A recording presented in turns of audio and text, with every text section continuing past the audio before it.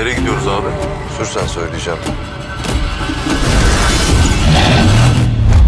Bugün kimi gömüyoruz? İhaneti.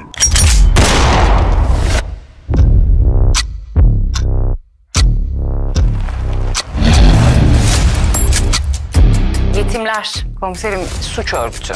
6 kişiden oluşuyorlar. Madem merkezi biliyoruz, niye yakalayamıyoruz? Toplanan bütün paranın %10'u yetimlerin.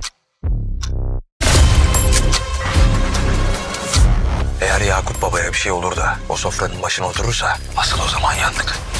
Siz bu aradığınız kadının İstanbul olduğunu emin misiniz Eşref Bey? Burada, bu şehirde bir yerlerde.